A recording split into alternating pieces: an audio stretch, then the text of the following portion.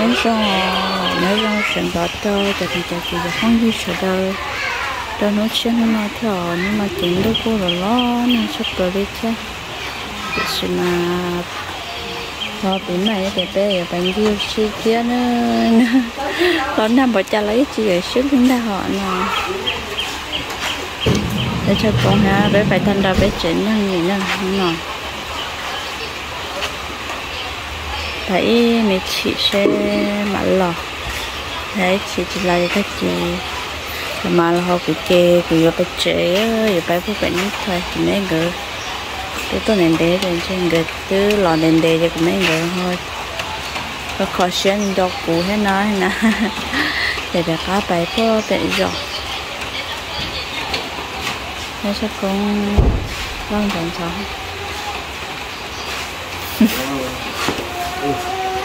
bây giờ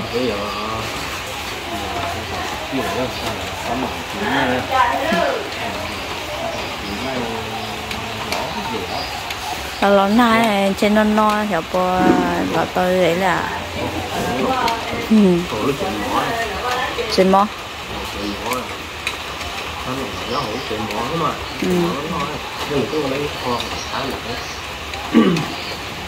có là gọi thôi cho thế của hai non no trên chỉ là dễ họ ta sẽ đó đây ha thôi thì chưa hướng là phải chị đây phải chị nên thì của đã cá phải chị đã cá cho chắc con nhau được hả thì sẽ xong mấy người to to hay gì thế thì chị trả tiếng nào đi hả phải ná ở đây hello bây giờ sẽ lo nào phải sẽ trả tiền mỗi đôi chơi sẽ người chơi bài đâu có tiền đây thì sẽ tụi luôn người chơi sẽ trả tiền bé chơi sẽ lo rồi để chơi cũng chơi sẽ trả lại thì chúng nó trả sẽ lo lại cái bé họ hello nó phải phải kilo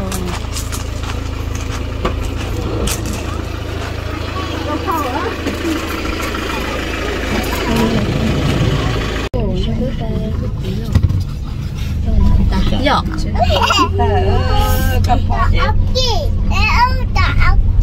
đậu kia rồi rong một cái lá họ lúc chơi bùa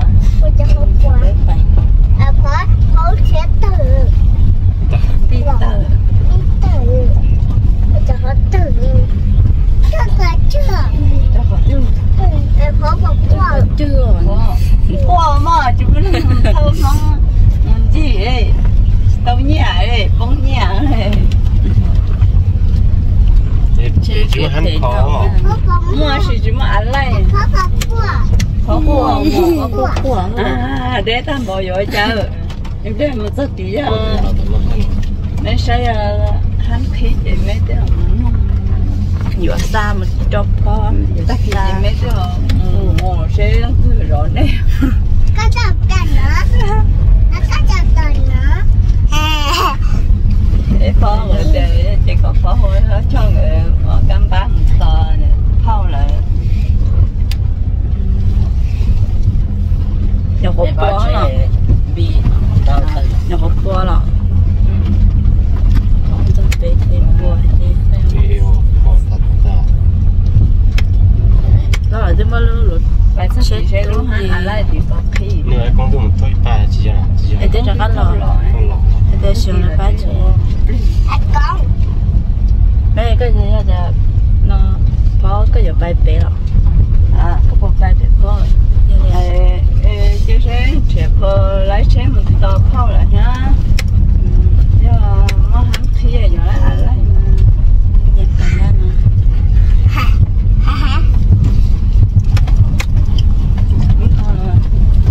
nè cái cột có xe hay là khác rồi này không chứ cái khu vực chính đó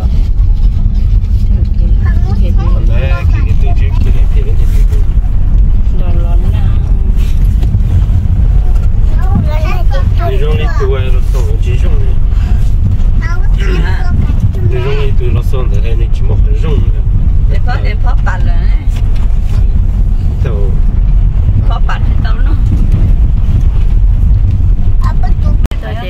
lò na tua na chỉ tất tua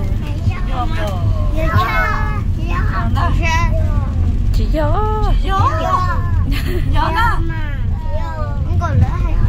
kéo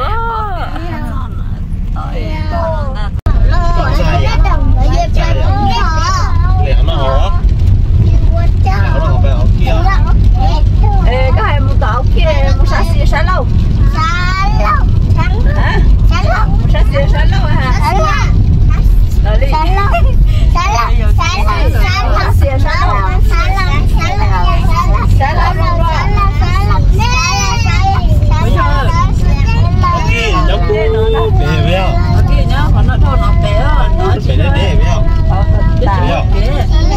Đi chỉ lẻ, phải nhắc khá đấy.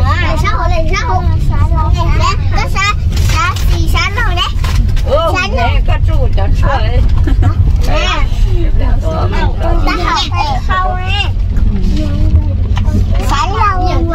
Ôi dồi, giỏi thế đấy ạ. Rồi khó gì rồi, sao không kì ơ? Kia lỡ chuyện Tới à? Bây giờ mấy bớt cho đâu? không tới. Nhắc cả mấy bớt cho đâu? Nhắc cả tiêu.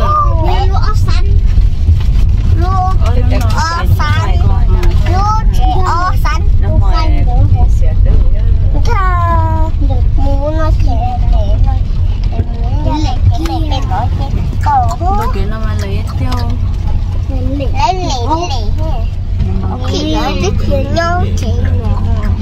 Chị nhớ tóm đây đi. Nó là liền tóm nào.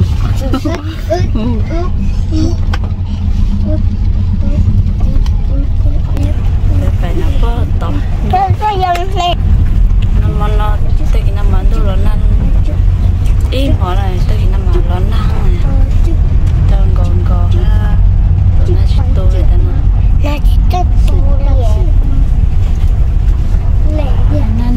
Để chơi để đó vậy thì Một cái tối. ố bỏ cái lửa chỉ bút bé phổ tao không có thế Cái bỏi nè. Nó lú hơ. Bé. bút bé Đi bỏi ở kia chế một bé nè. Có thà xịt đũa nè bây giờ. Có thà xịt đũa. bây giờ tha xịt đũa à Thế thà xịt chứ nào. tha xịt đó không phải xịt thôi Từ. Anh đi bộ bỏ kêu chế là. còn là Đó là. bút bé Bây giờ ăn kilo à. giờ cha giờ mình đã giờ cho ăn rồi Nó lú thế xe nữa. Nó cái nào. Em nó khó. Cái này bao à. Cái này căng một con đã. Đó. Khó nè. Cái tiếng nào mua ra thảo kêu chế ở một xã xì xã lâu. Hả? Xá lâu là xã xì là phải không ạ? xá xí bể nó xá lâu bể nó xá lâu Sẽ lo gì đến ra lo lúc. Xã lâu về phải tổng ra luôn. Ê, đi thâu của nó mua này xã xì xã lâu. Lai tầm đó nó có cốt cày. Xã lâu. Giờ đi thâu của nó mua nó phải giờ mua xã xì đi. Ok nó chạy nhau xã xì xã lâu. Để cho mai xã xì xã lâu hả? Để cho nhau xã xì xã lâu hả? Ai ở xã xì còn nó mua ở cái nhà chị chịu đó. Tuần xe. Xe của nhau là lúc chém. Xe của người họ tao luôn trời có tâm gì không trời luôn Ông ấy có thằng này nhìn chơi một quá trình nữa. trên cái tôi tốn đấy à Ông chơi. đi luôn đi cho nhà sáng không hello con là cứ trong ngô trùng cột hello thế nào để chơi rồi mà nhộn thăm bánh nữa để tôi tan được đây tôi à Lên lo ta lê à lê à. Kêu chị nó sẽ xin. Đã xin sẽ lâu. Con người dễ tua. Sẽ lâu là tầm lắm. Ở giờ sau nó xin cho ta. Giờ mà lại để ta ta. Tôi chua tiền liệu.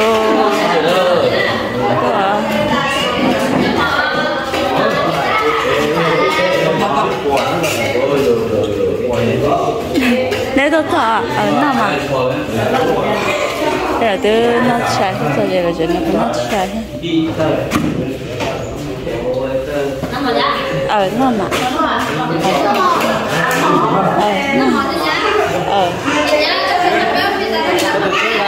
hả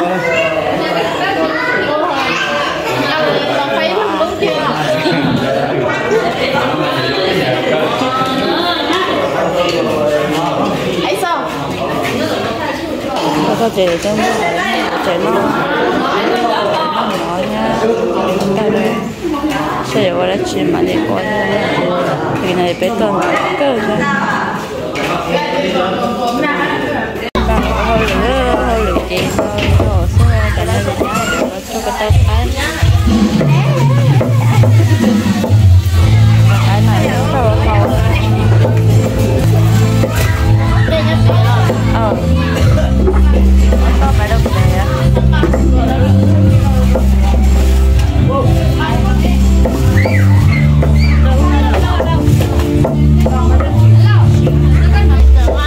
cho người ta phát Ini nak ada mobil kau, pak kau ya.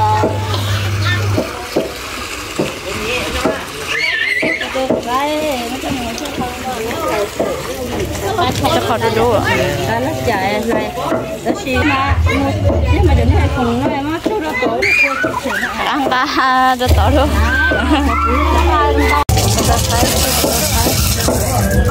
nhắc đi đó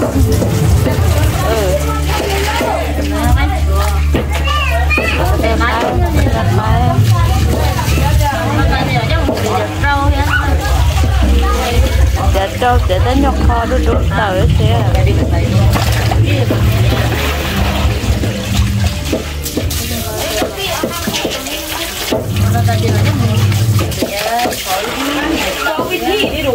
sao gặp ta đâu chảo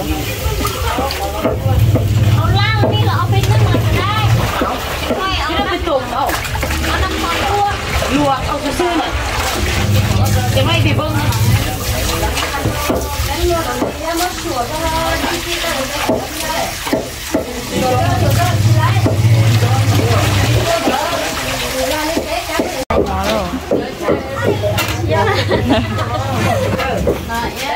nó có này họ ra có cuốn mà con tôi dạy cho nó đi tới một phim may rồi không làm gì tới chó mình tên nó là gì cơ ta lo chỗ đó nó đó xí mà cái chỗ đó cái món lụi chè cái chỗ đó nó đi cho mình nhà luôn đâu à chưa sẽ không có gì á chỉ có là nó loay hỏi không có là mà gì để chống cho ta là gì chút nữa đâu chỉ thêm gì cái à chỉ thêm nhà ta đầu tiên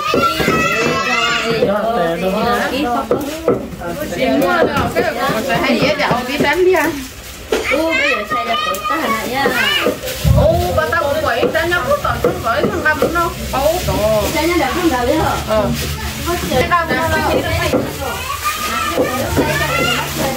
thế rồi lâu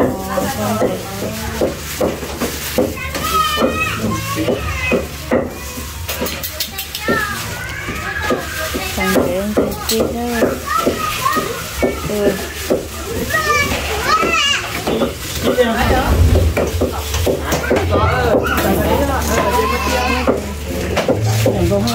Agak sangat siapa namanya?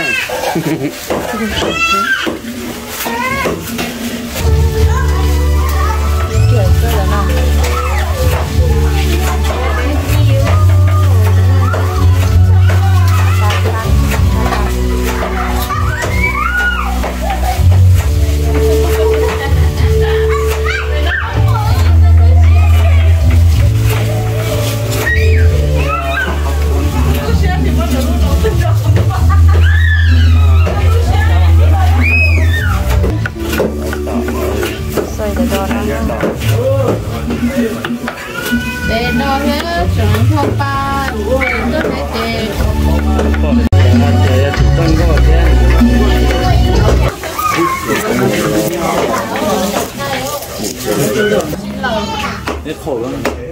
Khô cho họ, nó một tô họ. Tô đẹp à?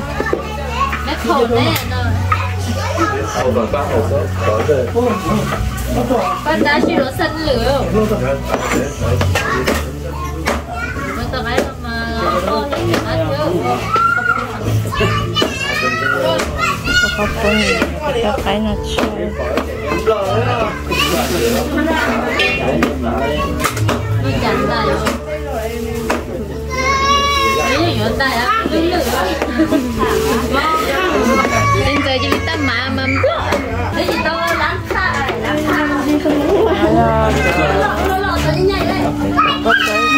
Nhấp bé phải không?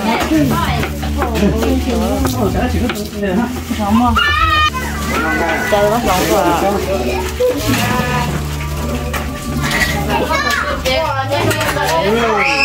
Vậy. Dạ. Qua chỗ rồi đó chế tôi sẽ làm tâm si cái lọ đồ à.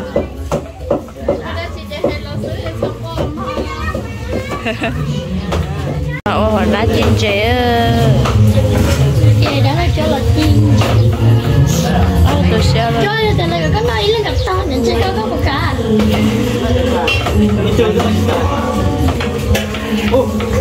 Lại hả? Không còn đâu mà chế à? Cho chị thôi mà ra. Này không mà. Nè là em bị lệ nó chơi rồi. Bây giờ cái sông mà bao chế rồi nè. Đấy rồi cái sao chịu nó à? Phải săn chế à? Phải săn chế. Thấy là có kho xe của nó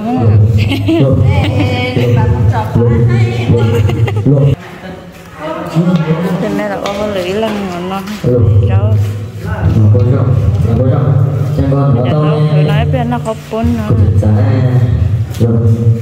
hết rồi thôi đây là thật sự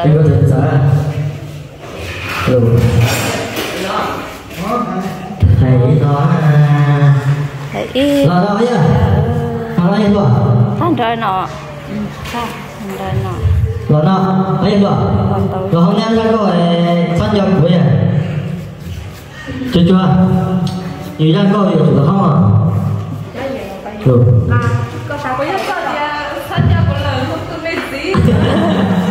chưa là không cho đấy à sống cắn để luôn ôi mang có tết tơ cái đó tới cho rốt sư chuột tay là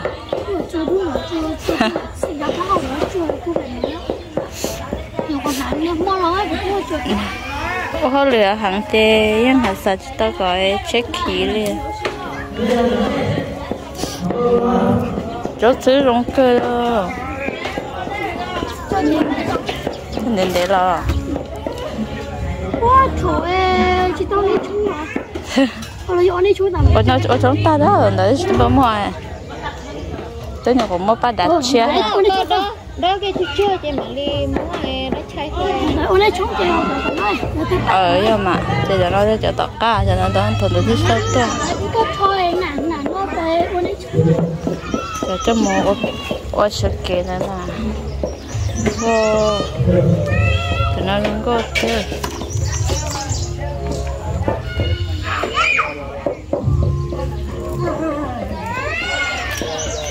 bây giờ bộ phụ nữ nó mà hái tiêu rồi cho nó sẽ hơi cháy rồi tông bằng tôi hết rồi lúc đó na chỉ lấy dữ liệu nó cho bộ phụ dùng cơ cho số này rồi còn mẹ giờ chỉ lấy bày dũa rồi ta khó lo rồi mà lấy bày dũa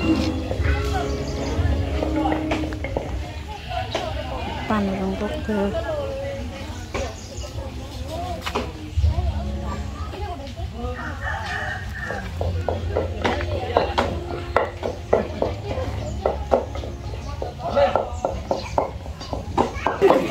thế sẽ tàn thì là Muốn bỏ.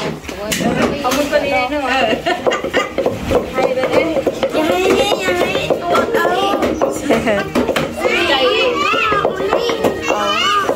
Có nồng nồng. tôi vậy sao tôi nói sang gì Cái con có nồng nồng. có một bố cũng tâm bố nè là bố cũng bố gọi dân chơi mà thế con mà thế có còn bố này trâu thân này thật đó bố này là bố là cũng chơi gì thân đó nè ha đó thế là chắc con cho anh tất cả đó cũng mua nên phụ nhau tới dừng mà chắc con được không ồ quá chắc con tôi sẽ chắc con tôi rồi mẹ sẽ rồi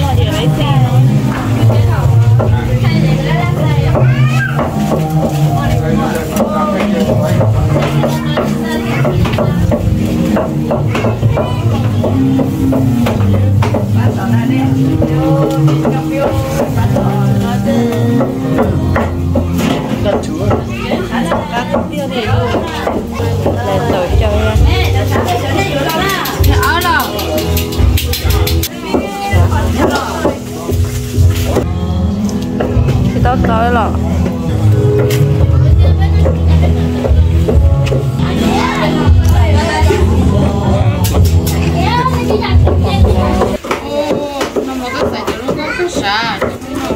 chứ mà cho tôi gì nữa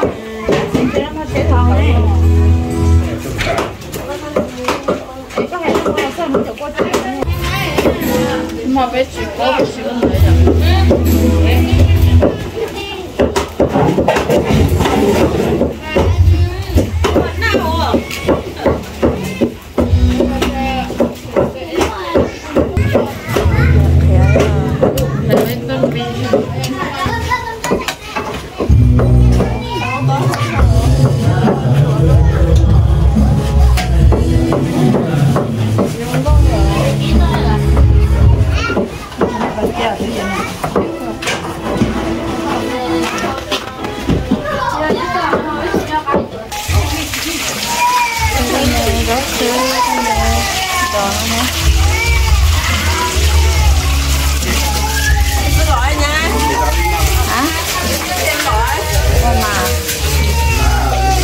thôi yên để tay cứ gọi đó để ua cho châu cơ với khó thế khỏi nữa